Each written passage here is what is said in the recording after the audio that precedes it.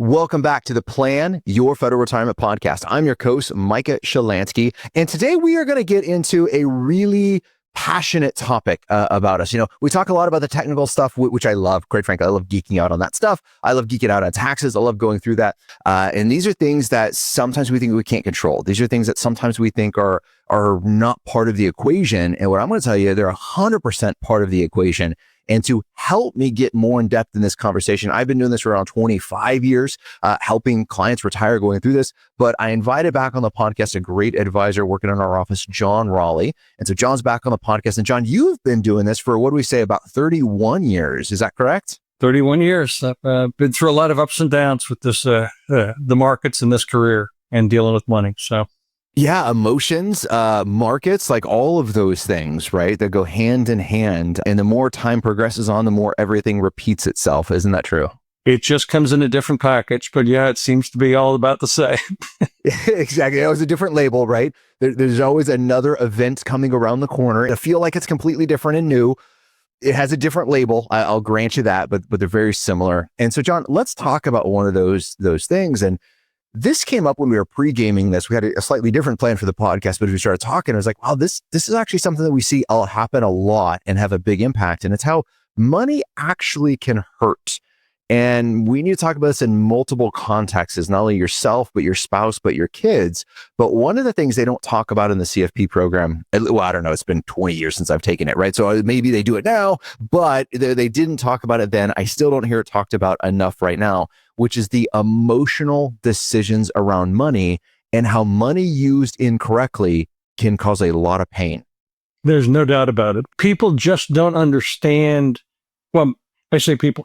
You understand if you've saved money and you put money aside and you've built wealth, whether it's through hard work, whether it's through investing, whatever it is, you know that you know how you got there and you're very protective of it.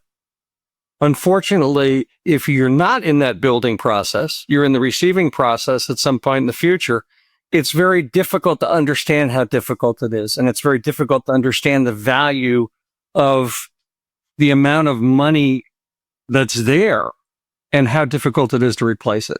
I mean, you could go back to, what do they say? 5 years after somebody wins a lottery, most of the time they're bankrupt. If you think about it, a big inheritance or giving money to the kids, it's can be sort of like winning a lottery.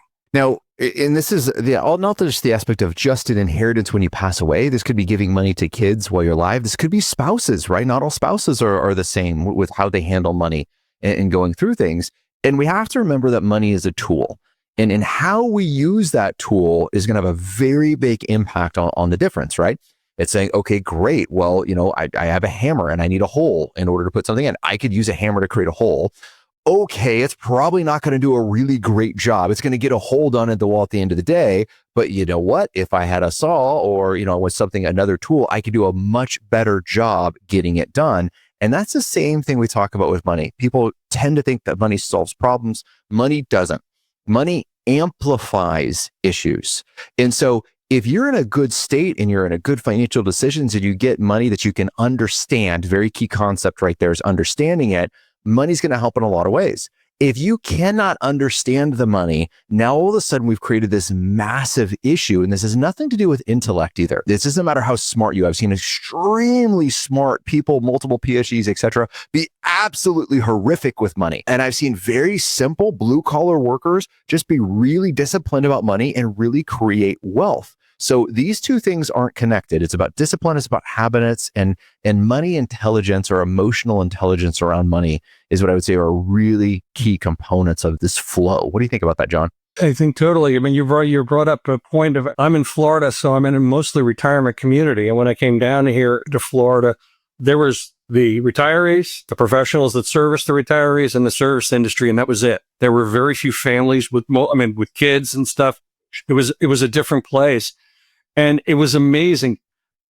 The people that had money or built something that retired down here were not the ones in flashy cars. They were not the ones that were throwing money around.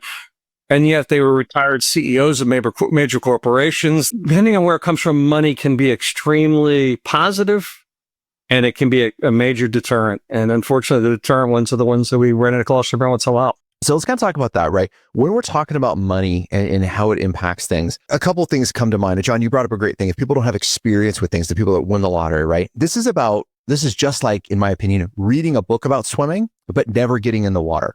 You can read all about what swimming is like, but until you jump in that water, and especially I'm up in Alaska, the water is slightly reduced temperature from Florida waters, I would probably say, right? So when you jump into our nice frigid Alaska waters, the first thing that happens is you lose your breath. It's like you sucker punch right in the gut and all that air leaves. So you can read about that in a book all day long, a survival book, but until you actually do a polar plunge and jump in that water and feel what it's like, you don't know how your body's going to react. You don't know emotionally what you're going to do, regardless of what it says to do in the book. And that's the same thing what happens with money. And my theory is, this is why people who win the lottery or get massive inheritances go broke very quickly, is they almost think it's this unlimited funds and they don't know what to do with it. Now, John, one more comment I'll make, then I want to kick this back over to you with some questions. But one of the things that I think is, no matter how many parents I talk to, no matter where in the world they are, we all want a better position for our kids. We all want our kids to do better. None of us as parents would want to set our children up for failure. If our kids had addiction issues, right, we would not be supplying them with the issues for their addiction and making the problem worse and worse and worse. And so we all know that cognitively, but when it comes to money, I think we're a little disconnected from that. We say, hey, I know Johnny's not really good with money, but when I die, he's going to get the entire amount. Okay, great. How much is that? $1.5 million, $2 million, whatever that dollar amount is. Okay, do you think Johnny's going to make good decisions with his $2 million? Well, my God, I'm dead and gone, so it really doesn't matter. And then, John, in your experience, when that happens, what happens to Johnny in those cases? One of the mistakes that I see as a financial advisor after federal employees go to retire is not understanding how it's different when you're in accumulation mode, saving money for retirement, building your TSP, to you're in the distribution mode, pulling money out of the TSP. Sometimes we think that we can manage everything the same, then it comes to retirement and we all of a sudden we have this flood of different types of emotions. And it normally happens to people that generally aren't emotional about investments. And if you are, it happens to you even more. So we put together a guide for you, a free guide, in order to help know what questions you need to ask, know what learning lessons are out there, and how should you build a proper distribution plan with your TSP. This is so important because how you got here in order to be able to retire is not how you're going to stay retired. There are some differences that we need to keep in mind. And most importantly, we have to come up with a plan that not if, when the market goes down for a long period of time, how do we stay dispassionate investors? How do we hold for the long run, but have a plan that you won't run out of money?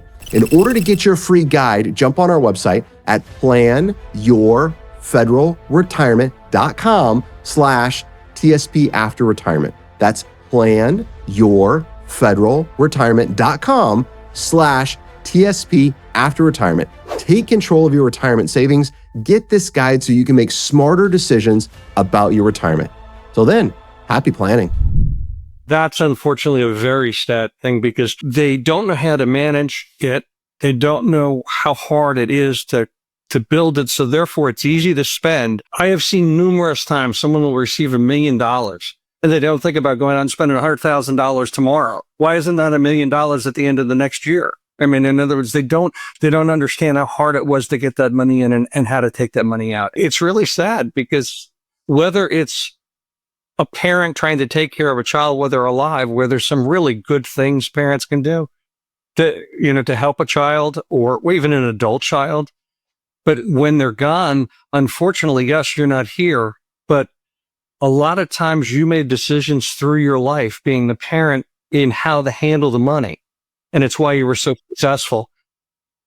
And that hasn't been passed to the heir. That hasn't passed to the person that you handed the money to. I mean, like I think about it, I'm sure in your career, I mean, you've run across where a parent has given somebody $10,000 and next thing you know, they need another $10,000 because it was wasted. The money was absolutely gone, right? Then you have another kid you give $10,000 to, and they just put it right in the bank account, and they're never going to spend that money. And they were both raised in the same household, and it's very tough. It is very challenging with this. And I know it from my own family circumstances. My oldest sister is kind of the black sheep of the family, and we have a lot of financial issues with her and working through this, right? So I understand the problems, and I just see it as a sibling, not as my own child, right? But I do understand the issues, but we got to be really clear in making sure we're not hurting them. And this is where it comes down to education. Now, delayed conflict is amplified conflict, right? So if your point of view is saying, hey, I'm not going to worry about this, I'm going to be dead, it's going to be somebody else's problem, you're just creating a bigger problem down the road. And this is Micah's opinion. I could be pissing off my entire audience, and that's not my intent whatsoever.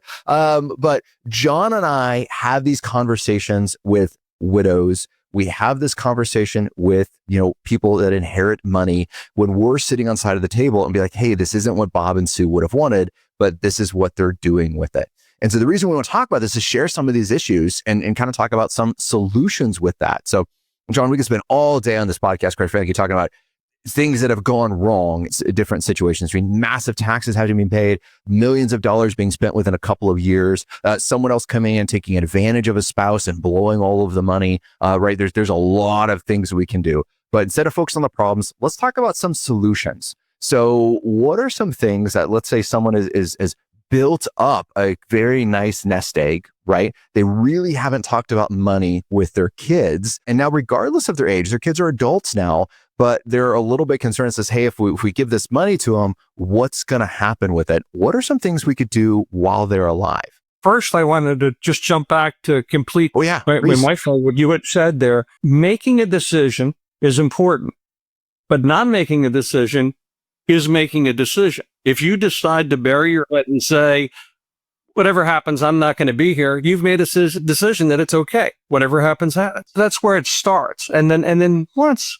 you get past the point and say, okay, I want to do the best as I can for my kids, that's when the decisions become process. And it means maybe spending some time discussing money with them.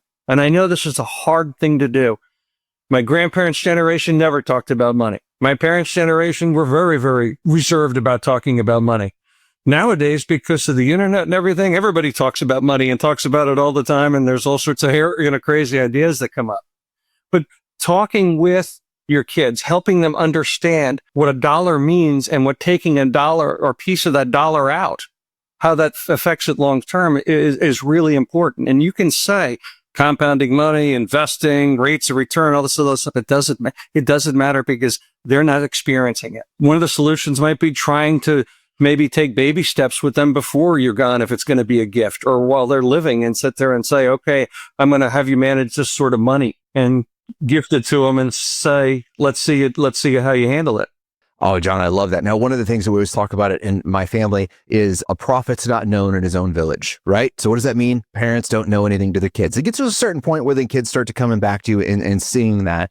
So this is where I love outside authorities coming in and helping. So with our clients, I tell them, hey, I'm happy to sit down with your son, your daughter, et cetera. We'll go through things.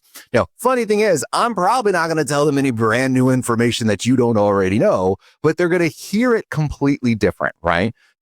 And then, John, pulling a little bit what you said, let them experience something, right? So the first time that, I want to go, survival training and do, wilderness survival. And, if you get wet in Alaska, if you get cold, or I fly an airplane, God forbid there's a water landing, right? I don't want to practice that on a real airplane, upside down landing into a lake and see if I can get out of the water, right? That's not a good environment for me to set up for success. Well, that's the same thing of taking a kid who's not financially literate with money and then giving them a mass inheritance at the same time. You're crashing a plane into the lake and you're hoping they're going to figure it out. Now, I'm going to break this down into baby steps, right? You're going to, learn how to swim, read about these other things, take survival classes, work with the Coast Guard. Actually, up here, the Coast Guard puts on a class about how to upside down landing in pools. And it's really great. They get you in this little aircraft. I don't know what this has to do with money, but it's a cool story. They get you in this little aircraft. They put you up on kind of the high dive. They flip it over. They crash it into the water. And then you're strapped in. You got to learn, all right, how do you open the doors? How do you orient yourself, right? When do you do a blindfolded? Like all of these things. So God forbid if that ever happens, you know what to do. And John, with the Coast Guard stuff, they do that training all the time, but they always start with the basics. And I was a civilian qualified to be on Coast Guard boats. So coming from a non-uniform side, the drilling we did every time. I mean, when you left the dock, sometime during any sort of mission we were on, unless it was a search and rescue, there'd be a man overboard drill. There'd be all engine fire. There'd be, in other words, and it's announced, and you are to follow a process to be able to take care of it right away. And it was done over and over and over. And it got to the point where it was so second nature. when something like that happened, you had it without a problem. I love that. But we don't do that with money, Mike. We don't, and we should, right? I love that thought. It should be so second nature. God forbid you get a lump sum of money, or maybe it's from a good reason, right? Not just an inheritance, right? There should be an initial default chain of action of things that you should be thinking about. But where most people go to is they start spending the money before they have the check, and it's a gross versus net conversation, right? How does it affect them financially? I've seen a lot of people upgrade vehicles, cars, houses, etc., and they boost up their monthly nut, how much a month they need, where now they were on track for retirement, but because of this inheritance, they're now off track for retirement. Can you believe that? Someone was on track for retirement. They got an inheritance of hundreds of thousands of dollars. In this case, it was just shy of $1 million. They increased their standard of living so much because of that, they were off track for retirement. This is a real life, I'm thinking this client right now, right? This is a real life case that's happened. And it's because they didn't understand this large lump sum of money. They didn't have these default processes in mind that said, hey, when these things come in, this is exactly how I need to handle them. And then we could expand upon it more. We won't get into this podcast, but how many marital issues are going to be caused by this as well? Because husband and wives aren't on the same page, and you have to work through these different set of problems. And wait till you get the tax bill at the end of the time that you didn't plan for because you didn't know any better. So we can look at these cases of survival things and saying, okay, that's really important. You could look at the man overboard drill. Probably really important, right? I've never been man overboard on a boat, but I would imagine if I was, I'd really want that crew trained on how to get me back on board. Engine fire. Yeah, we can see the severity of this situation. And so we all think that makes sense. Oh, financial independence, making sure I don't go broke in retirement. I got to move in with the kids, making sure I can pay for all my bills. That's not really that important. I'll deal with it later when that comes up, right? And I'm going to say, and granted, we're biased. This is what we do, but this is massively important to get the foundations correct. Not only you, but your kids need those as well. And that starts with you setting this up correctly for them. And making that decision to do that. That's a great point. Not waiting, they'll take care of it. Then when I'm not here, it doesn't matter. So. Yeah. All right. Well, this podcast is all about action items. Again, it was a little bit of a different than normal. I hope you guys enjoyed this. This is, again, we wish to speak from experience, right? Not just great fun book knowledge, but actually experience and things we see working with federal employees every single day. And this is definitely one of those things. So it's all about taking action. Action step number 1, share this podcast, send it out. That's right. Our goal is to help another 1 million federal employees with retirement. And we cannot do that without your help. John, what's another action item our listeners should be thinking about this week? If you're married, talk to your spouse. If you're not married, confide in somebody to be able to try to figure out how to avoid the pitfalls that are out there. They're like mountains, and if you don't pay attention to them, they're going to do it. So make sure you begin to put a process in place, or at least a sheet to follow for the drill of what needs to be done if something happens.